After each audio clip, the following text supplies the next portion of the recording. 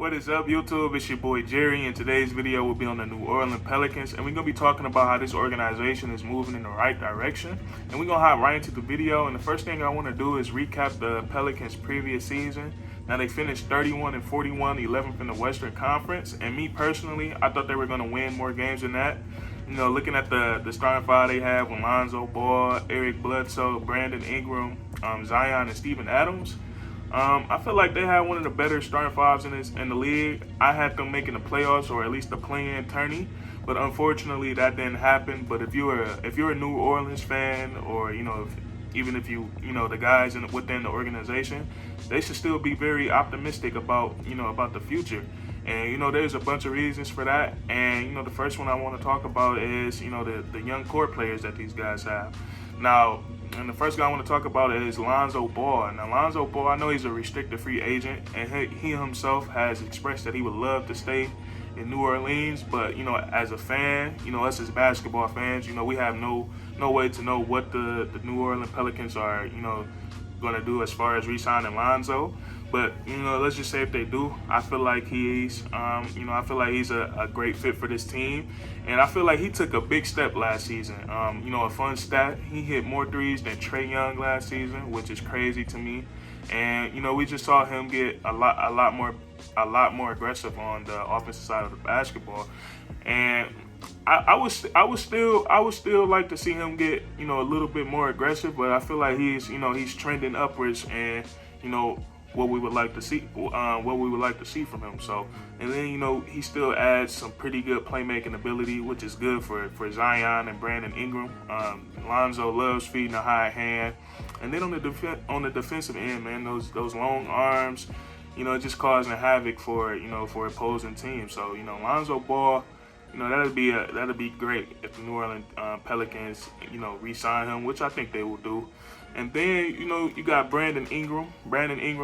He coming off 2 seasons ago, he had his breakout season, and he's became one of my favorite scorers to watch in this league. He can do it at all 3 levels.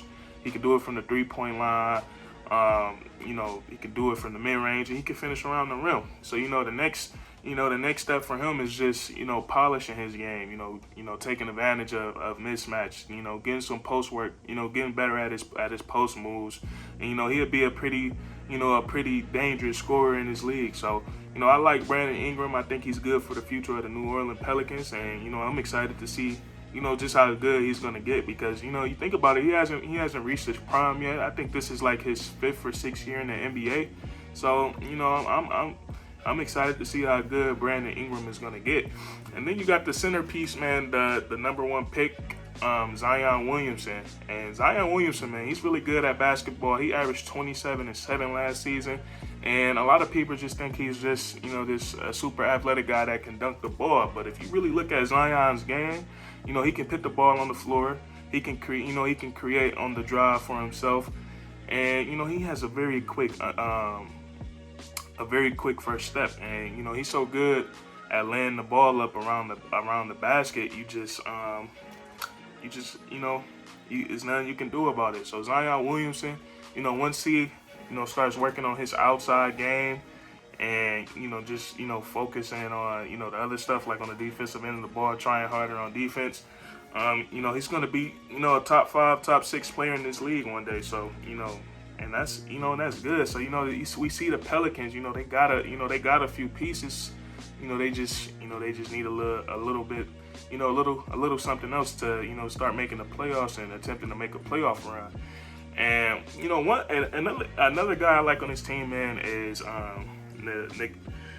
Nickeil Alexander-Walker. I think with Eric Bledsoe being gone now, is going to give him more opportunity, to get better in these games, get more minutes. And I'm excited to see what he's going to. I'm excited to see what he's going to do next season as well. Now that he's going to have a bigger opportunity in this guard spot. But and another reason I would say that the New Orleans Pelicans organization is trending upwards. Last week they made a pretty good trade in my opinion.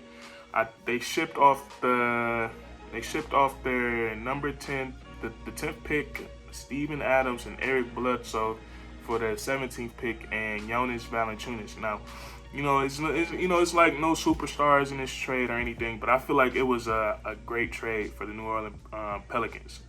They said they was looking for a veteran player that's already established in the NBA, and that's what they got out of that trade. And Jonas Valanciunas, he's gonna do a lot of it's gonna be small things with big that have a big impact.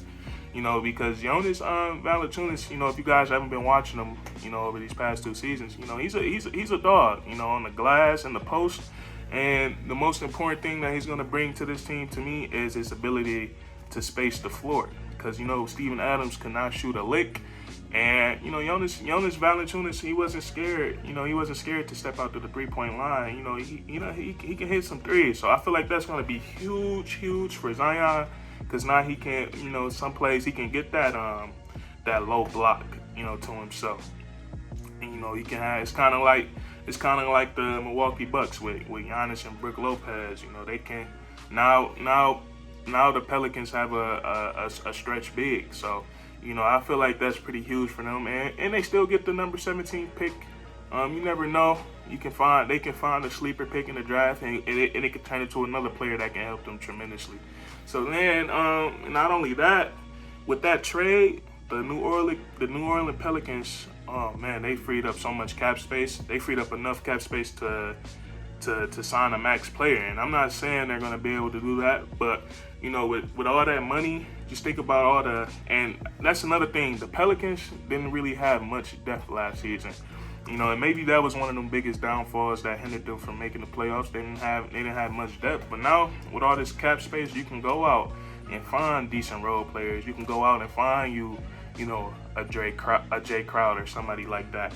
Or, even let's just say, for the sake of argument, that they don't re-sign Lonzo Ball, they can go out and get a guy like Kyle Lowry, and it can be like the Phoenix Suns picking up Chris Paul. They bring in that veteran point guard that get these young guys going, and they make a playoff. They make it to the playoffs and make a playoff run. So the New Orleans Pelicans have a lot of playing chips right now. I'm very excited to see what they're gonna do.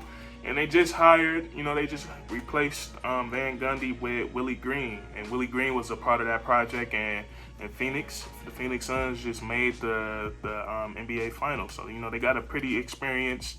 I wouldn't say he was a head coach, but he was an assistant coach. So they got a guy with some NBA championship, NBA playoff experience, and he was a former player in this league. So I think they have a pretty decent coach on their hands. We're gonna see how good he does. But the New Orleans Pelicans, man, I think they're gonna be pretty well off over the couple of years, and I'm excited to see what they're gonna do. See if they're gonna re-sign Lonzo, look for somebody else. But I feel like whatever they do is gonna, it's gonna work out, because with that trade they've set themselves up, pretty well. So we're gonna see what happens. If you enjoyed this video, please leave a like, comment down below your thoughts on this video. Whether you agree, disagree with what I said, and subscribe for more weekly content, man. And that's Curtain.